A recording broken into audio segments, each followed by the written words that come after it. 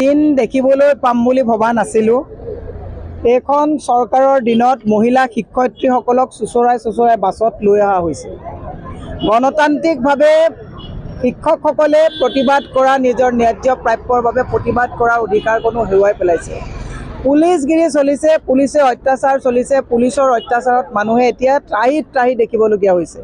মই হিমন্ত বিশ্ব শৰ্মা ডাঙৰীয়াক ক'ব বিচাৰিছোঁ যে আপোনালোকে শিক্ষকসকলক মহিলা সবলীকৰণৰ কথা কয়, বেটি বচাও বেটি পঢ়াৰ কথা কয়, কিন্তু আজি মহিলাসকলে কান্দি আমাক তেওঁলোকৰ মনৰ দুখৰ কথা ক'বলগীয়া হৈছে। ই অত্যন্ত দুৰ্ভাগ্যজনক কথা।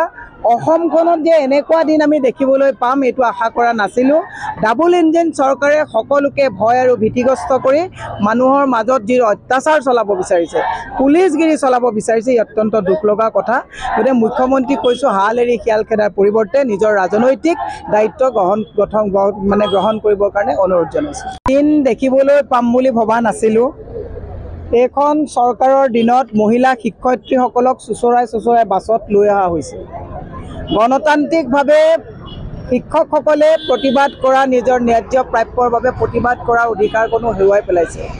পুলিচগিৰি চলিছে, পুলিচে অত্যাচাৰ চলিছে, পুলিচৰ অত্যাচাৰত মানুহে এতিয়া ত্ৰাহি দেখিবলগীয়া হৈছে।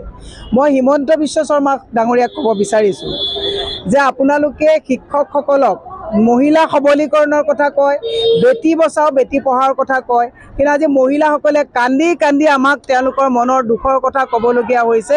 ই অত্যন্ত দুৰ্ভাগ্যজনক কথা। অসমখনত যে এনেকুৱা দিন আমি দেখিবলৈ পাম এইটো আশা কৰা নাছিলোঁ। ডাবল ইঞ্জিন চৰকাৰে সকলোকে ভয় আৰু ভীতিগ্ৰস্ত কৰি মানুহৰ মাজত যি অত্যাচাৰ চলাব বিচাৰিছে, পুলিচগিৰি চলাব বিচাৰিছে, ই অত্যন্ত দুখ লগা কথা। গতিকে মুখ্যমন্ত্ৰীক কৈছোঁ, হাল এৰি শিয়াল খেদাৰ পৰিৱৰ্তে নিজৰ ৰাজনৈতিক দায়িত্ব গ্ৰহণ কৰিবৰ কাৰণে অনুৰোধ জনাইছোঁ। দিন দেখিবলৈ পাম বুলি ভবা নাছিলোঁ। এইখন চৰকাৰৰ দিনত মহিলা শিক্ষয়িত্ৰীসকলক চুচৰাই বাছত লৈ অহা হৈছে। গণতান্ত্ৰিকভাৱে শিক্ষকসকলে প্ৰতিবাদ কৰা নিজৰ ন্যায্য প্ৰাপ্যৰ বাবে প্ৰতিবাদ কৰাৰ অধিকাৰকনো হেৰুৱাই পেলাইছে।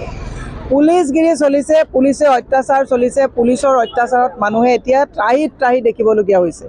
মই হিমন্ত বিশ্ব শৰ্মা ডাঙৰীয়াক ক'ব বিচাৰিছোঁ যে আপোনালোকে শিক্ষকসকলক মহিলা সবলীকৰণৰ কথা কয়, বেটি বচাও বেটি পঢ়াৰ কথা কয়, কিন্তু আজি মহিলাসকলে কান্দি আমাক তেওঁলোকৰ মনৰ দুখৰ কথা ক'বলগীয়া হৈছে। ই অত্যন্ত দুৰ্ভাগ্যজনক কথা। অসমখনত যে যিকোনো খবৰৰ বাবে যোগাযোগ কৰক 7099017330 লগতে 7099017110 নম্বৰত।